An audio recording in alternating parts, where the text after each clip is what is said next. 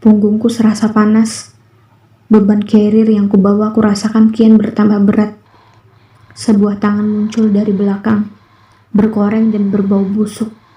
Kukunya yang panjang dan hitam mulai menyentuh pipiku.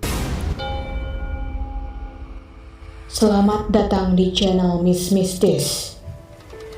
Peringatan, jangan menonton video ini sendirian.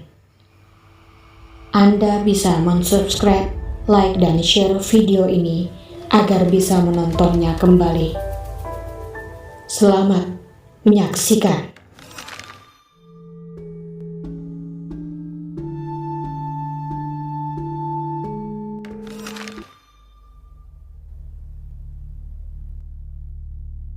Jantungku bergemuruh kencang ketika bau pandan tersebut kian mendekat. Kakiku bagai tertancap di tanah. Mataku bergerak liar mencari sosok yang bahkan abang ini pun merasa lebih baik menghindar. Dan jantungku serasa dicabut. Sosok itu tepat berada di atasku. Wajahnya tertutup rambutnya yang acak-acakan. Tangannya yang penuh koreng dan bernanah menjuntai. Semakin kuat usahaku untuk diam, tubuhku semakin gemetar tak terkendali. Aku lalu menutup mata dan berusaha membayangkan apapun sekedar untuk menghilangkan bayangan kalung wewe itu dari benakku. Aku membayangkan suasana kantor, keriuhan saat makan siang, atau macetnya lalu lintas di jam pulang kantor. Sekejap, aku berhasil menenangkan riuh jantungku. Gemetar di seluruh tubuhku mulai berkurang ketika tiba-tiba suara berdebum jatuh tepat di belakangku. Usahaku barusan langsung sia-sia. Tubuhku gemetar hebat, bahkan lebih dibanding sebelumnya. Aku 100% yakin kalung wewe itu tepat berada di belakangku. Punggungku serasa panas. Beban carrier yang kubawa kurasakan kian bertambah berat. Sebuah tangan muncul dari belakang, berkoreng dan berbau busuk. Kukunya yang panjang dan hitam mulai menyentuh pipiku. Di titik ini, aku bahkan sudah tak sanggup lagi menutup mata. Aku hanya bisa menatap ngeri ketika jari-jari kurus itu bergerak perlahan membelai pipiku dan hilang. Jari-jari itu hilang begitu saja, tapi aku masih tidak berani bergerak. Firasatku mengatakan makhluk menjijikan itu masih ada di sekitar. Aku hanya tak tahu dia ada di mana ketika tiba-tiba aku melihat hal yang paling mengerikan sepanjang hidupku. Sebuah tangan mencengkeram pinggangku dari bawah. Tangan yang satunya bergerak perlahan menggores perut, naik ke dada, hingga akhirnya mencengkeram bahuku. Dan perlahan, sebuah wajah yang mengerikan muncul di antara dua tangan itu. Matanya menatap kosong ke mataku. Hanya mata kosong itu yang tersisa di wajahnya. Seluruh wajahnya hancur dan bernanah. Dahinya penuh borok-borok besar yang siap meletuskan darah dan nanah kapan saja. Wajah itu terus naik, matanya tetap terpaku ke mataku. Pelan dan pasti, dia merayap di perutku, naik ke dadaku, leher dan langsung tepat berada di wajahku. Mata bulat besar itu terus saja lekat menatapku. Semakin dekat, mataku menatap ngeri ketika mulutnya terbuka menampakkan belatung-belatung yang menggeliat di dalamnya. Mulut itu kian membuka lebar dan semakin lebar. Seluruh wajah itu sekarang adalah mulut yang menganga. Tangannya mencekik leherku. Mulut itu semakin mendekat dan mendekat.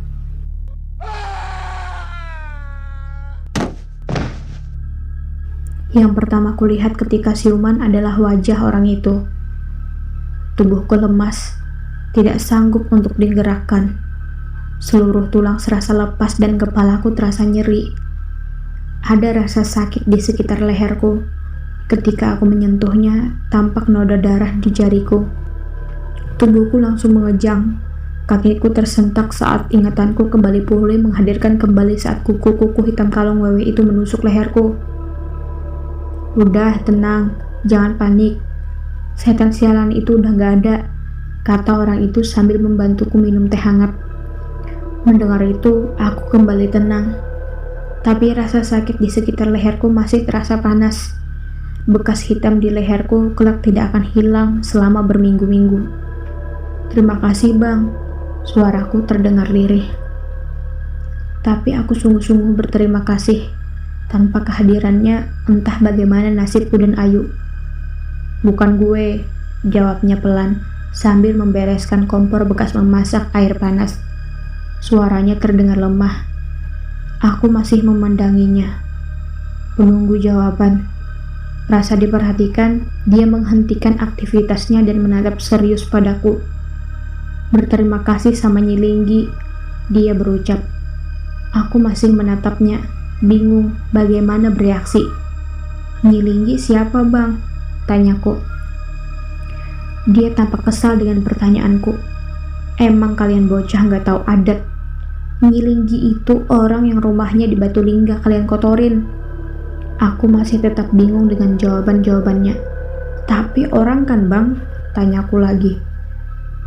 Dia mendekat dan berbisik pelan di telingaku. Penguasa Ciremai. Kami kembali berjalan. Semakin ke atas, hutan semakin rapat. Pohon-pohon besar berdiri angker di segala penjuru. Sosok-sosok kuntilanak masih muncul di sana-sini, walau tidak sebanyak tadi. Sebagai gantinya, banyak penampakan-penampakan baru berupa sosok-sosok menyerupai manusia biasa. Tidak ada aura mengancam dari sosok-sosok itu. Yang terasa justru aura penderitaan. Sosok itu menyebar di banyak tempat, tiduran di jalur, di bawah pohon. Ada yang menangis sesenggukan di antara semak-semak.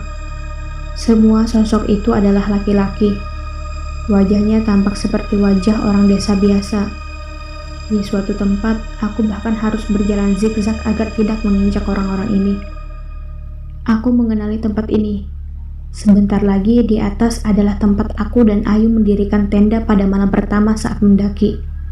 Dan benar saja, tidak lama kami mendapati lahan agak terbuka. Di sana kulihat ada satu tenda yang berdiri. Ada sebuah penanda berwarna kuning di pohon yang bertuliskan kuburan kuda. Wajahku sumringah melihat kehadiran orang lain di gunung ini. 2 orang pendaki yang sedang sibuk memasak. Satu orang lainnya tampak duduk di mulut tenda. Kakinya menjorok keluar, memperhatikan rekannya yang sedang sibuk. Tapi aku juga melihat penampakan sosok lain. Di sekitar mereka, hantu-hantu berwujud orang desa ada di mana-mana. Sebagian besar berkerumun di sekitar pendaki yang sedang memasak. Wajah-wajah sendu itu memperhatikan seorang pendaki yang sedang mencicipi kuah mie. Mereka tampak kelaparan.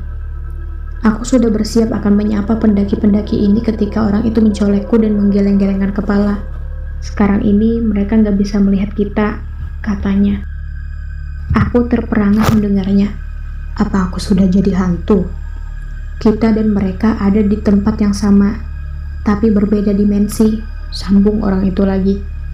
Percuma nyapa, mereka nggak akan dengar. Aku lalu menunjuk sosok-sosok hantu kurus berwujud orang desa itu, meminta penjelasan. Mereka tadinya orang kampung biasa di kaki gunung. Mereka dibawa ke sini untuk kerja romusa di zaman Jepang, disiksa, kelaparan, dan akhirnya dieksekusi. Mayatnya dibuang di daerah ini. Aku iba mendengar masa lalu pahit yang harus hantu-hantu ini alami. Orang itu menggambit lenganku, mengajakku kembali meneruskan perjalanan. Aku mengangguk, lalu mulai melangkah. Ada rasa sedih harus berpisah dengan pendaki-pendaki ini. Bagiku, mereka adalah simbol kehidupan biasa, tenang dan tanpa konflik. Sementara aku harus pergi menuju kerajaan gaib Gunung Ciremai. Keceriaan mereka adalah keceriaanku dan Ayu beberapa malam yang lalu. Semoga mereka tidak mengikuti kesalahan kami. Perhatianku teralih oleh suara gemerisik di semak-semak di kanan dan kiriku. Sesekali terlihat kelebatan sesuatu yang berjalan mengiringi langkah kami. Kadang terdengar nafas berat. Aku mencolek orang itu. Bang, bang. Dia malah menepis tanganku dan mengisyaratkan agar terus berjalan. Tapi aku tak bisa menepis rasa takut dan keingintahuan, hingga terus-terusan mencolek tangannya. Dia yang akhirnya merasa terganggu akhirnya berhenti. Bawel banget lu sumpah, makinya. Sini gue jelasin biar diem. Dia menyelipkan rokok di bibirnya, membakar dan menghisapnya dalam. Gak pernah ada yang bisa jelasin bentuk kalong wewe. Tadi gue bilang, kebanyakan orang yang diculik kalong wewe jarang balik, betul? Tanyanya, sambil menghembuskan asap rokok. Aku mengangguk. Sebagian ada yang bisa ditolong walau susah, tapi mereka nggak kembali utuh. Siapapun yang sudah ditetein kalong wewe, udah nggak akan bisa ngomong lagi. Dia melanjutkan. Kalong wewe nggak akan membiarkan orang lolos dan nyeritain bentuknya yang menjijikkan ke orang lain. Sampai sini, aku mulai gemetar lagi membayangkan bentuk kalong wewe yang sungguh menjijikkan tadi. Kalong wewe itu masih ngikutin kita sampai sekarang. Jelasnya lagi, dia nggak akan ngelepas lu, boy. Tapi dia nggak bisa mendekat karena sejak kejadian tadi, kita dijaga di kanan kiri sama makhluk lain. Apaan, Bang? Tanyaku. Dia menghembuskan asap rokoknya ke wajahku. Suaranya terdengar sedikit gemetar dan sedih. Dia berkata pelan, harimau. Ternyata ada juga makhluk gaib yang baik sama manusia ya, Bang, kataku. Dia tersenyum kecut. Baik bukan pilihan kata yang tepat, boy. Dia kembali menghisap rokoknya. Terus, Bang? Aku bertanya menyelidik. Buat ganti penjagaannya, ada sesuatu yang nanti harus dikorbanin. Bajuku basah oleh keringat. Kakiku mulai nyeri. Semakin ke atas, jalur yang harus kami lalui semakin curam. Tanjakan-tanjakan ini seakan tidak berakhir. Orang itu seringkali harus berhenti untuk menungguku yang mulai megap-megap kehabisan nafas. Jika sudah begitu, dia biasanya hanya merokok dan melihatku dengan sebal. Aku sudah hampir tak peduli dengan harimau di kanan kiriku, atau kalong wewe yang pastinya sedang mengawasiku entah di mana. Selama mereka tidak menampakkan diri sudah cukup bagiku. Sosok hantu orang desa tidak ada lagi di atas sini. Setelah melewati kuburan kuda, penampakan mereka semakin berkurang hingga hilang sama sekali. Musuhku yang utama saat ini cuma tanjakan-tanjakan yang semakin curam. Di beberapa tempat, aku bahkan harus menggunakan akar untuk membantuku naik. Sesekali muncul pocong, yang tiap kali selalu membuatku melompat kaget. Kalau sudah begitu, biasanya orang itu tertawa terbahak-bahak kegirangan. Rupanya, kepanikanku sudah menjadi hiburan buat dia. Bener kata abang tadi, setan-setan begitu bisanya cuma muncul hilang doang. Gak bisa ngapa-ngapain, kataku dengan nafas tersengal. Dia nyengir. Yang gua maksud tadi kan kuntilanak, boy. Hehe, jawabnya sumringah. Kan gua tadi gak nyebut pocong. Lah, kalau pocong gimana, Bang? Di Afrika ada yang namanya kobra penyembur. Dia gak matok kayak ular lain, tapi dia nyemburin bisa beracun ke muka korbannya. Dia menyambung. Pocong itu kobra penyemburnya dunia setan. Saran gua, kalau lihat pocong cuma satu, lari. Lu gak bakal mau kan diludahin pocong? Kalau diludahin, gimana, Bang? Tanyaku. Ya buta. Dia menjawab diiringi gelak tawa senang. Entah dia bercanda atau tidak, tapi yang jelas aku berharap jangan pernah lagi bertemu pocong. Bang, emang bener mitosnya kalau bisa ngambil tali iketan pocong kita bisa kaya? Tanyaku iseng. Ngapain susah-susah ngambil tali pocong? Ribet amat. Kalau sekedar cuma minta kaya, minta kebal, minta pelet, lu doa aja minta gituan ke pocong, jawabnya ringan.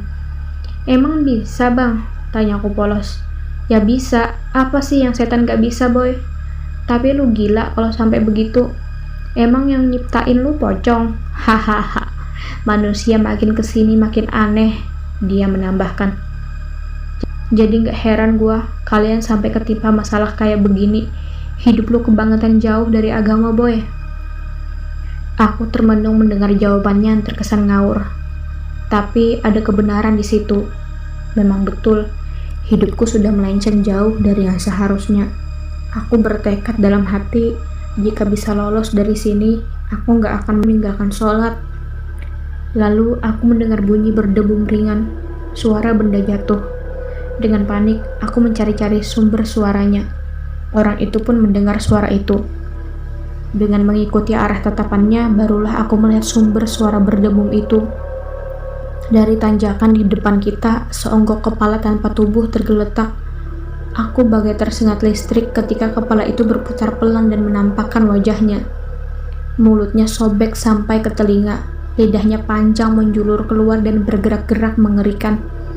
Air liurnya menetes, matanya yang tertutup pelan-pelan terbuka. Di balik kelopak mata itu tidak ada apa-apa, hanya lubang hitam, kosong, tapi terlihat mengancam. Pelan, kepala itu terangkat ke udara, menampakkan sisa tubuhnya. Di tempat yang seharusnya leher, sekarang nampak hanya tulang. Jaringan urat dan otot yang tampak basah membelit tulang itu. Tampak menggantung jeroan perutnya, busuk, tapi juga berdenyut-denyut. Makhluk itu melayang 2 meter dari tanah. Ditingkahi suara tawa serak dari mulutnya, dia meluncur ke arahku dengan cepat. Tak mampu bergerak, aku hanya membelalak ngeri. Tapi dengan cepat orang itu menangkap tulang yang menggantung di bawah kepalanya, dibanting ke tanah dan diinjak hingga hancur. Aku bergidik melihat kejadian barusan. Seperti tidak terjadi apa-apa, orang itu kembali berjalan meninggalkanku di belakang. Kakiku sedemikian gemetarnya hingga membutuhkan waktu beberapa menit untuk mampu berjalan lagi. Dengan ngeri, aku berjingkat minggir menghindari sisa-sisa makhluk itu. Walau hancur, tapi dia masih bergerak-gerak lemah. Tapi tiba-tiba kakiku tak dapat bergerak. Tanpa sadar, aku minggir terlalu dekat ke semak-semak dan kakiku terjerembab akar yang mencuat dari tanah. Dengan panik, aku mengimbas-ngibaskan akar yang menjepit kakiku tanpa melihatnya. Tapi bukan akar yang kupegang, melainkan sesuatu yang kenyal dan lengket. Aku histeris ketika menyadari yang menahan kakiku adalah seonggok tangan putih pucat. Beberapa pasang tangan putih pucat lain muncul dan menarikku ke semak-semak. Aku berusaha berteriak minta tolong, tapi tenggorokanku tercekat. Aku tak mampu mengeluarkan suara sedikit pun. Dengan kasar, tubuhku ditarik makin dalam ke semak. Kurasakan sesuatu yang basah menempel di telingaku. Selang-seling di antara tawanya dia berbisik, "Mati, mati, mati." Lalu kegelapan total. Saat kesadaranku kembali, kulihat orang itu di depanku. Pipiku berdenyut sakit. Dia baru saja menamparku dengan keras. Aku terkejut karena aku belum bergerak sedikit pun dari tempat tadi aku berdiri. Gua bilang pikiran jangan kosong. Di tempat begini lu gak boleh melamun. Paham gak lu? Dia membentakku dengan keras. Aku mengangguk sambil mengusap-usap pipiku yang panas. Jantungku masih bergemuruh kencang seakan tangan-tangan mayat tadi masih menempel di tubuhku. Orang itu menarikku dengan kasar. Beberapa langkah kami keluar dari jalur. Menganga di depan kami adalah jurang. Kami berdiri tepat di bibirnya. Angin dingin menabrak wajahku. Dalam kegelapan malam, jurang ini terlihat lebih mengerikan. Lalu kudengar suara tangisan, juga teriakan-teriakan minta tolong dari dasar jurang ini. Hembusan angin mengacaukan sumber suaranya. Kadang terdengar jauh, kadang terdengar dekat. Itu teriakan minta tolong dari pendaki-pendaki yang hilang dan gak pernah ditemuin lagi, katanya. Mereka salah apa bang? Tanyaku. Di gunung ini lu gak perlu salah apa-apa. Cukup bengong aja lu bisa hilang. Jangan salah boy, setan gak cuma bisa nyulik badan lu. Mereka juga bisa nyulik jiwa lu. Makanya kalau gua ngomong dengerin, bentaknya lagi. Dia lalu jalan berbalik sambil kembali menarikku. Bang, itu tolongin dulu mereka bang, pintaku. Tapi dia tetap berjalan kembali ke jalur. Bukan urusan gua, jawabnya ketus. Sambil berjalan terseret karena tarikannya, aku terus-menerus menoleh ke belakang. Aku iba dengan pendaki-pendaki yang hilang itu. Dalam keadaanku sekarang, aku benar-benar memahami apa yang sedang mereka rasakan. Mata lu lihat kemana? Bentaknya lagi padaku. Ketika menoleh, aku kaget karena wajahku hampir saja menabrak sepasang kaki yang menggantung. Terkejut dan kehilangan keseimbangan, aku jatuh terduduk. Kaki itu masih di situ, terjuntai lemah. Mataku membelalak menatap ngeri. Pemilik kaki itu adalah anak kecil seumuran adikku. Lehernya patah terikat tali yang menggantung di sebuah cabang pohon. Aku semakin terkesiap saat menyadari di depanku membentang sebuah tanjakan terjal.